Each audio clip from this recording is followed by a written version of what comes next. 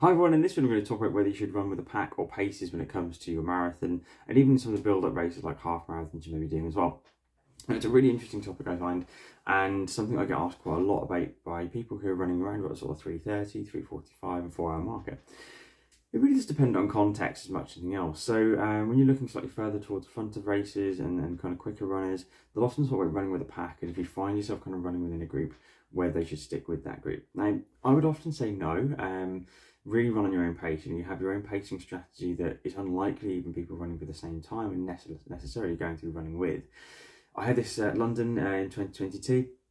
Running along, obviously in the championships at the start, which is sub 240 marathon runners, so good standard runners, and there's obviously a few hundred of us, but the pacing was all over the place. I check my watch quite frequently and keep a fairly even pace. There's no more than about 10 seconds variance on most of my miles, if that's accounting for elevation and wind. But other runners were coming past and they were coming back, and there was a lot of very, very variable running. Now, occasionally you can do that if you are racing, but obviously nowhere near the front of that kind of race on that sort of scale. So don't get why people would do that. So if you run with a pack and the whole group does that, as sometimes they were, you can end up really being all over the place and actually working a lot harder than you needed to. Most of the people who were running very quick and then dropping back, I ended up moving ahead of as the race went on, because I just stayed fairly fresh and consistent. Equally, if you're running, say, with a pacer and you're looking, say, 3.5 to 4 hours or even beyond, then you're not always best served by running with the pacers. They're going to run an even pace split, probably. So you're going to be running the same pace, say 9:03 or 9:04 per mile for your entire marathon distance. However, you might not be best served by running that. You may be slightly better at picking up the pace later on in the marathon, and then almost using them as a target to work towards in those final miles, which can work really quite well. So that's where you may look to use them in the latter stages, or you could use them in the early point. So you run the first half the 4 hour marathon pace perhaps, and then you try and push on and pick up a few minutes in the latter, say, half of the marathon, even the latter 10 miles or so. Even from 20 miles onwards can be quite a good time if you're feeling good to really kick on. So that's one way you can do it. I generally wouldn't recommend running with a pacer though, because they are big groups. They're always massive groups around this. So what's in Milton Keynes Marathon last year, the 4 hour marathon runners, there was an enormous pack of probably 30 or 40 marathon runners, and they're all, this is quite a small marathon, relatively speaking, a few hundred rather than several thousand.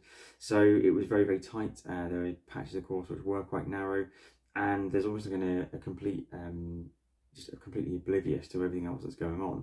So as I was running up behind them, I shouted, "Can I come through, please?" And nothing, like no movement at all, no acknowledgement, and ended up having to run up on some grass verges, which in the latter miles of a marathon when your legs are really tired is not much fun.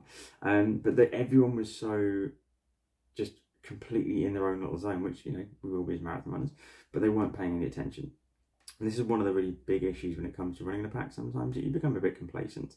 So you might end up actually running a little bit slower than you want to. You might end up kind of going, cool, this is the pace, and not really thinking about actually how you're feeling. If you're looking to, say, just get the marathon done in that time, great, that can work. If you're looking to potentially have that as your B goal or C goal, and you want to really push past that, ideally by a few minutes, or get those few minutes in the bank by the end, and really maximise your training and show that on race day, then actually running with a pace isn't necessarily the best way from that point of view. Had a similar thing at the Wyndham 20 a few years back, and even this year, or in 2023 as well, running with a group and trying to work as a team and trying to get everyone taking turns at the front and stuff like that, and both times there were individuals in that group who, when you say, "Do you want to take a turn?" Run as a win for a half mile and I'll then take it after you because I've been in front of them most of the time. They're like, "No thanks," or on a hill they go, "We'll drop them here," or "We'll let them take the win." And I've genuinely heard people say that both times. And at that point, I dropped them and I was like, "I'm not going to run for somebody else." So I'd probably fallen into a bit of too easy rhythm, and the pace had started to drop off in the mile or two preceding that as well. When they maybe had then gone to the front for a short period during an easier patch. So don't always think that the pacing or running with a pack is a better way. It isn't always.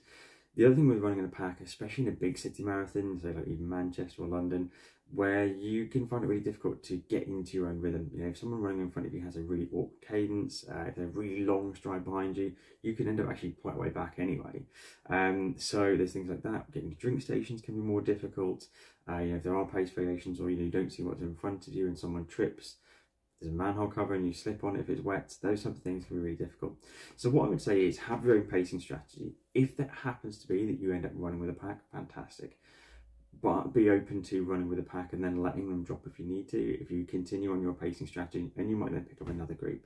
I had the exact same thing at Manchester Marathon a few years back. Was kind of constantly running with or to the next pack, and was taking quite big groups because my pacing is fairly even. There maybe hadn't been as much. They've gone out quite boldly. So listen to your own pacing. You know your own race strategy. If you're working with a coach, they'll help you define that and set up what your pacing strategy should be for the day, based on your levels of fitness, based on the course profile as well. So I would say don't run with packs for the most part. Sometimes it can be nice and it can be a lovely thing, but we see it at the elite level because they're all very similar. As amateurs, we have a massive spectrum of ability and different ways we're going to run, so it's often not the best idea. But again, listen to your own body, your own instincts. If you've done it before and you've worked with paces, fantastic, use it again, that's absolutely fine. There is no one way of doing these things, that's just my view, probably wouldn't do it if I were you. See you soon.